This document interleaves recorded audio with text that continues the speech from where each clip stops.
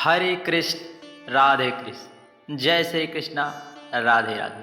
आज हम एक बहुत ही पवित्र और पावन एकादशी के व्रत की कथा को श्रवण करेंगे, जिस कथा को धर्मराज युधिष्ठिर के पूछने पर भगवान श्री कृष्ण ने महाराज युधिष्ठिर के सुनाई थी। उस कथा का क्या महात्म्य है, उस कथा को श्रवण करने से, उस व्रत को करने से क्या लाभ होगा, आज उसी कथा को हम सभी बड़े प्रसन्न चित भाव से मन में भगवान श्री हरि विष्णु की छवि को बसाते हुए उस कथा को श्रवण करते हैं। यह कथा पद्म पुराण में वर्णित है।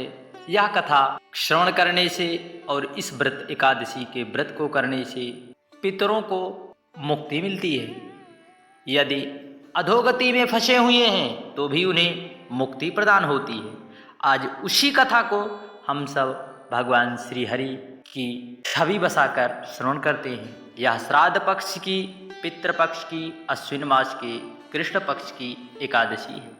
इसे इंदिरा एकादशी के नाम से जाना जाता है। धर्मराज युधिष्ठिर कहने लगे कि हे भगवान, अश्विन कृष्ण पक्ष एकादशी का क्या नाम है, इसकी विधि तथा इसका क्या फल है, इसको करने से क्या लाभ होगा, सो कृपा करके भगवान हमें बताने का विस्तार पूर्वक प्रयास करें। भगवान श्री कृष्ण कहने लगे, इस एकादशी का नाम इंदिरा एकादशी है। यह सभी पापों को नष्ट करने वाली तथा पितरों को अधोगति से मुक्ति देने वाली है। हे राजन, तुम ध्यान पूर्वक इस कथा को सुनो। इसके सुनने मात्र से ही वाजपेय यज्ञ का फल प्राप्त होता है, अर्थात अश्वमेध यज्ञ करने का भी फल प्राप्त होता है। तो आइए उस कथा को हम श्रवण करते हैं। प्राचीन काल में सतयुग के समय महिष्मती नाम की एक अति पावन नगरी थी, जहाँ के राजा इंद्रसेन एक प्रतापी राजा धर्म व निष्ठापूर्वक अपनी प्रजा का पालन करते थे। पुत्रवत अपने पुत्र की भांति उस प्रजा का पालन किया करते थे। वह राजा पुत्र पौत्र और धन आदि से संपन्न भगवान श्री हरि विष्णु के परम भक्त थे। एक दिन जब राजा बड़े आनंद और सुखपूर्वक से अपनी सभा में बैठे थे, तब उसी समय दैव संयोग से ब्रह्मर्षि नारद आकाश मार्ग से उतरकर उनकी सभा में विराजमान हो गए।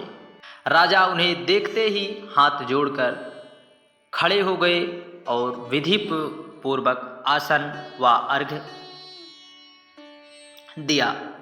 सुख से बैठकर मुनि ने राजा से पूछा कि हे राजन, आपके सातों अंग कुशल पूर्वक तो है ना? तुम्हारी बुद्धि, धर्म और तुम्हारा चित्त भगवान श्री हरि विष्णु में लगा रहता है। महर्षि अपनी आपकी कृपा से मेरे राज्य में सब सकुशल हैं तथा मेरे यज्ञ कर्मादि सुकृत हो रहे हैं। आप कृपा करके अपने आगमन का कारण कहिए। तब देवर्षि कहने लगे, राजन, आप आश्चर्य देने वाले मेरे वचनों को सुनिए, जिस वचन को सुनकर आपको आश्चर्य होगा। मैं अभी ब्रह्मलोक से यमलोक को गया।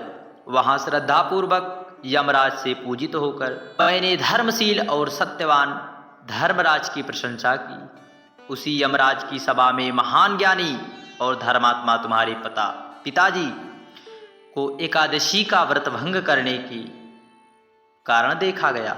उन्होंने संदेश दिया, सो मैं तुम्हें कहता हूँ।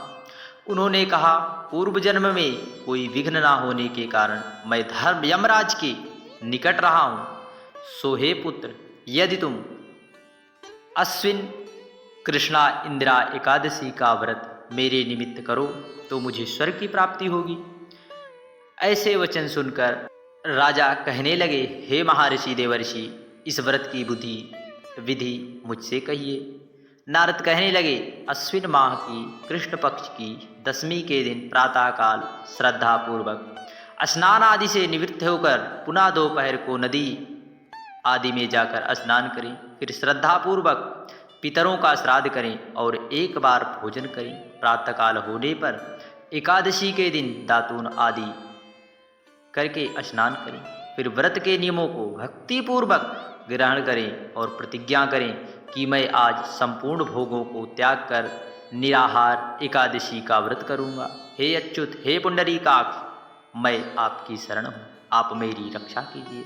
इस प्रकार नियम पूर्वक शालिग्राम की मूर्ति के आगे पूर्वक श्राद्ध करके योग ब्राह्मणों को फलाहार भोजन कराएं और दक्षिणा दें। पितरों के श्राद्ध से जो बच जाए उसे सूंघ कर गौ माता को दें और धूप दीप गंध पुष्प नैवेद्य आदि सब सामग्री से ऋषिकेश भगवान विष्णु का ध्यान करें। रात में भगवान के निकट जागरण करें। इसके पश्चात द्वादशी के दिन प्रातःकाल होने पर भगवान का पूजन करके ब्राह्मणों को भोजन कराएं। भाई बंधु स्त्री और पुत्र आदि आप भी मौन होकर भोजन करें। नारद जी कहने लगे, राजन, इस प्रकार विधि के द्वारा भगवान श्री हरि का पूजन करें। इस विधि से यदि तुम आलस्य रहित होकर इस एकादशी को व्रत को करोगे तो तुम्हारे पिता निश्चय ही अवश्य ही स्वर्गलोक हो जाएंगे। इतना कहकर नारद जी अंतर्ध्यान हो गए।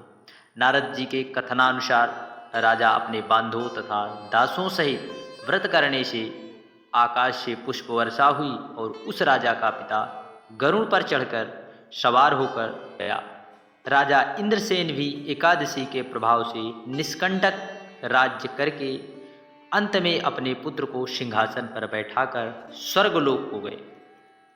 हे युधिष्ठिर, यह इंदिरा एकादशी के महत्व को हमने तुमसे कह सुनाया। इसके पढ़ने और सुनने से मनुष्य सब पापों से छूट जाते हैं और सब प्रकार के भोगों को भोग कर वैकुंठ धाम को जाते हैं। जय श्री हरि विष्णु, जय श्री कृष्णा, राधे राधे।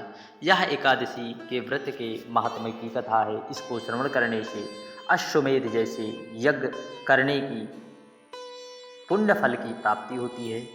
इस एकादशी व्रत को करने से आपको कथा सुनने से संपूर्ण फल की प्राप्ति होगी। जय श्री कृष्णा, राधे राधे।